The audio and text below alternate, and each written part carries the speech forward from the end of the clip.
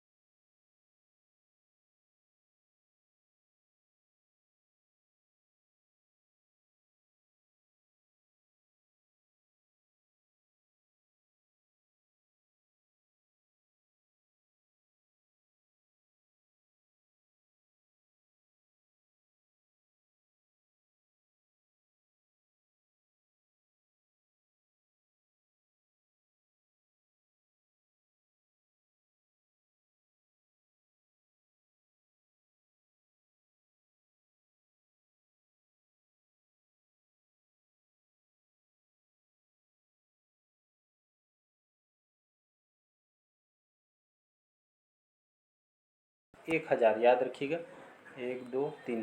तो ये आपके 1000 किलोबाइट के बराबर होता है। ये आपके जिसको याद रखिए, एग्जाम में क्वेश्चन पूछा गया है। अगला क्वेश्चन देखते हैं, स्टोरेज माध्यम की क्षमता की इकाई क्या है? बाइट है, बग है, या घन मीटर है, या आपका बीट है? तो इसका जो करेक्ट आंसर, बीट तो नहीं हो सकता, ये आपका बाइट करेक्ट आंसर हो जाएगा। तो स्टोरेज जो माध्यम की क्षमता की जो इकाई है, इसको बाइट के नाम से जानते हैं। तो मतलब स्टोरेज जो होता है हमारे चाहे फोन कंप्यूटर में स्टोरेज, तो इस माध्यम की जो क्षमता की इकाई, इसको इकाई बाइट होता है। तो इसको याद रखिएगा। अगला क्वेश्चन देखते हैं, 1 किलोबाइट के भी मतलब किलोबाइट है। ये होता है किसके बराबर होता है? 1 किलोबाइट लगभग 1 लाख बाइट्स के, 1024 बाइट्स, 10,000 बाइट्स के, या आपके 1000 बाइट्स के। तो इसका जो करेक्ट आंसर हो जाएगा, 1024 बाइट्स के। 1 किलोबाइट किसके बराबर होता है? तो 1024 बाइट के बराबर होता है। तो इसका बी ऑप्शन करेक्ट आंसर। यहाँ पे बहुत सारे यहाँ पे एग्जाम में क्वेश्चन, जैसे आपका बी ऑप्शन 1024 बाइट से आपके किसके बराबर होता है? तो लगभग आपके 1 किलो बाइट के बराबर होता है। तो इसको भी याद रखिए, एग्जाम में क्वेश्चन पूछा गया है। उसी तरह आपका, तो इसी तरह के आपके यहाँ से क्वेश्चन पूछते हैं। अलग से इसका मैं सभी के एक तो अलग से पार्ट लेकर आऊँगा, मैं सभी इसको डिस्कस कर दूँगा अलग से। इसको मतलब यहाँ पे सभी को बता दूँगा, यहाँ से क्वेश्चन पूछा जाता है। अगला क्वेश्चन देखते हैं, कंप्यूटर आंकड़ों में अशुद्धि को क्या कहा जाता है? तो कंप्यूटर भाषा में जो कंप्यूटर आंकड़ों में जो अशुद्धि को क्या कहा जाता है? चिप, बाइट, बिट, या बग कहलाता है। तो इसका जो करेक्ट आंसर हो जाए, ये आपका कंप्यूटर भाषा में बग कहलाता है। याद रखिए, एग्जाम में क्वेश्चन पूछा भी गया कई बार। तो कंप्यूटर आंकड़ों में जो अशुद्धि जो हमसे गलत हो जा रहा था, तो कंप्यूटर भाषा में इसको हम बग कहते हैं। तो इसका डी ऑप्शन करेक्ट आंसर हो जाएगा। अगला क्वेश्चन देखते हैं। अगला क्वेश्चन है मेमोरी। मेमोरी शब्द किससे संबंधित है? लॉजिक से, कंट्रोल से, इनपुट से या स्टोरेज से? तो इसका जो करेक्ट आंसर हो जाएगा डी ऑप्शन करेक्ट आंसर हो जाएगा। तो ये आपका स्टोरेज से संबंधित है। याद रखिए मेमोरी तो आपका किससे संबंधित है? तो मेमोरी आपका स्टोरेज से संबंधित, जो आप फ़ोन में चाहे कंप्यूटर का ले लो तो आपका स्टोरेज से संबंधित है। अगला क्वेश्चन देखते हैं। कंप्यूटर हार्डवेयर जो आंकड़ों की बहुत अधिक मात्रा का भंडारण कर सकता है, ये आपका क्या कहलाता है? डिस्क कहलाता है, चुंबकीय टेप कहलाता है, ए एवं बी दोनों, या डी है इनमें से कोई नहीं? तो इसका जो करेक्ट आंसर हो जाएगा आपका सी ऑप्शन करेक्ट आंसर हो जाएगा। ए और बी दोनों करेक्ट आंसर हो। जो कंप्यूटर हार्डवेयर जो आंकड़ों की बहुत अधिक मात्रा का जो भंडारण कर सकता है, सभी को पता होगा हार्डवेयर के माध्यम से आपका मेन हार्डवेयर ही कंप्यूटर। तो इसमें कि आपका क्या कहलाता है? तो आपका डिस्क, चुंबकीय टेप, ये आपका दोनों कहलाता है। तो इसका ए और बी दोनों करेक्ट आंसर हो जाएगा।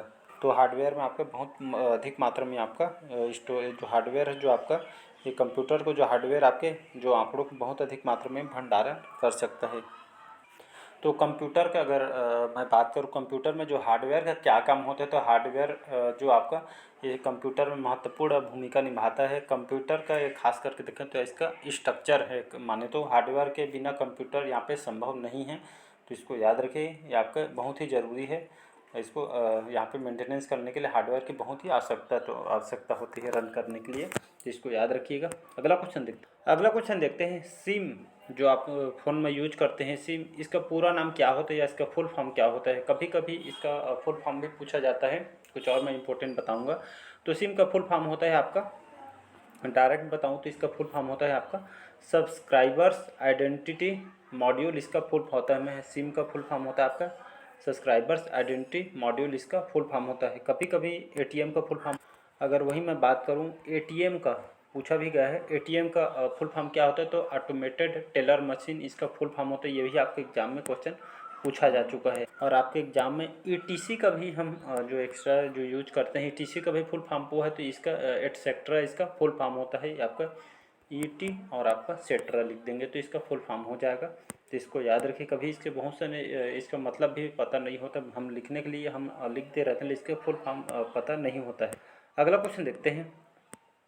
डिजिटल कंप्यूटर किस सिद्धांत पे कार्य करता है? मापन के हिसाब से, विद्युत, लॉजिकल या आपके गणना पर? इसका जो करेक्ट आंसर हो जाए तो डिजिटल कंप्यूटर कौन से सिद्धांत पे काम करता है? तो ये आपके गणना पे काम करता है। गणना या आपके डिजिटल जितने भी कंप्यूटर है आपके जो इलेक्ट्रॉनिक कंप्यूटर होंगे तो आपके तार्किक और आपके गणना गणितीय रूप में आपके काम करती है, समस्याओं को हल करने का या आप खास करके काम करती है। तो याद रखिए डिजिटल सिग्नल पे आपका खास करके आपका काम करता है। तो इसको याद रखिए, गणना के सिद्धांत पे आपका डिजिटल कंप्यूटर काम करता है। अगला क्वेश्चन देखते हैं। सर्वाधिक तेज गति का जो प्रिंटर कौन सा है? Laser printer, jet printer, thermal printer, daisy wheel printer?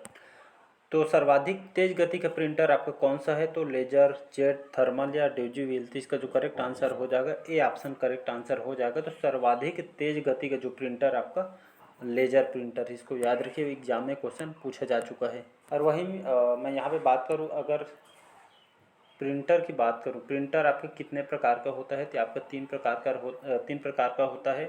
तो पहला आपका थर्मल प्रिंटर, दूसरा आपका इंकजेट प्रिंटर और थर्ड आपका लेजर प्रिंटर। ये आपके तीन प्रकार के यहाँ पे प्रिंटर होता है। तो इसको याद रखिएगा, जिसमें से आपका सर्वाधिक तेज गति का जो प्रिंटर आपका लेजर प्रिंटर है। तो इसको भी याद रखिएगा। अगला क्वेश्चन देखते हैं।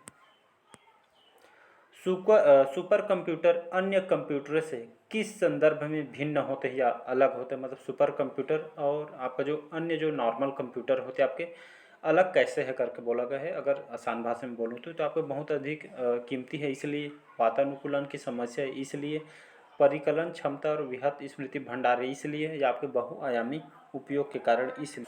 तो इसका अगर करेक्ट आंसर हम देखें तो इसका करेक्ट आंसर हो जाएगा सी ऑप्शन। तो सुपर कंप्यूटर अन्य कंप्यूटर के संदर्भ में अलग कैसे है, तो सुपर कंप्यूटर की यहाँ पे मैं बात करूँ इसकी खासियत क्या है। तो इसकी जो खासियत है आपका, पहला तो ये आपका जो सुपर कंप्यूटर सबसे तेज कंप्यूटर ये आपका हो गए, और ये आपका दूसरा, और यहाँ पे मैं बताऊँ सबसे जो स्पीड के मामले में सबसे सबसे तेज गति का होता है, और यहाँ पे मल्टी प्रोसेसिंग वगैरह इसमें लगा रहता है, पैरेलल प्रोसेसिंग इसमें लगा रहता है, और डेटा को अत्यधिक तीव्रता के साथ आपके प्रोसेस करने की क्षमता रखते हैं। मतलब ये आपका जो डेटा वगैरह है ये खास करके मेंटेनेंस बना के, मतलब जो आपका जो डेटा वगैरह होता है ऐसे प्रोसेस करने की क्षमता इसमें पाई जाती है। अगर मैं बात करूं अगर भारत में सुपर कंप्यूटर कौन तैयार करता है, तो आपके सेंटर फॉर जो डेवलपमेंट ऑफ एडवांस जो कंप्यूटर है जिसको हम सीडेक शॉर्टकट में बोलते हैं, तो इसके द्वारा इसको तैयार किया जाता है। ये आपके सुपर कंप्यूटर के एग्जाम्पल की बात करूँ तो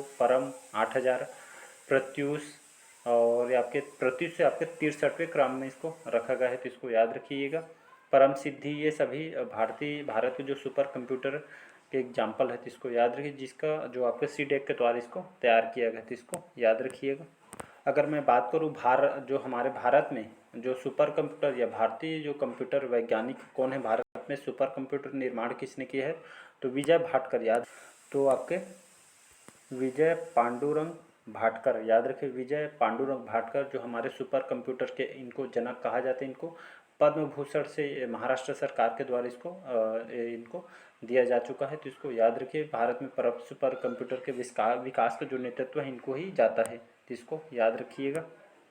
और लगभग 1991 में यहाँ पे विकसित किया था, जिसमें आपका परम 8000, याद रखें परम जो 8000 थे इसको सबसे पहले इसको पहले लॉन्च किया गया था, तो इसको याद रखिएगा। अगला क्वेश्चन देखते हैं। आधुनिक डिजिटल कंप्यूटर में किस पद्धति का उपयोग किया जाता है।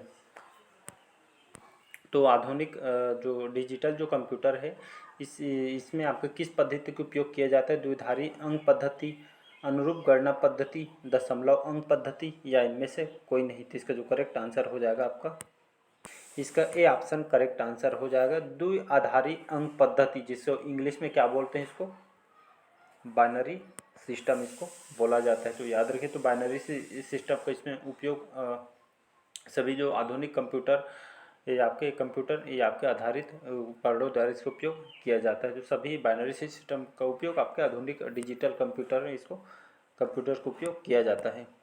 और वहीं में आधुनिक जो डिजिटल कंप्यूटर के जनक किसको कहा जाता है, तो याद रखिए चार्ल्स बैबेज को आधुनिक डिजिटल कंप्यूटर के जनक इनको कहा जाता है।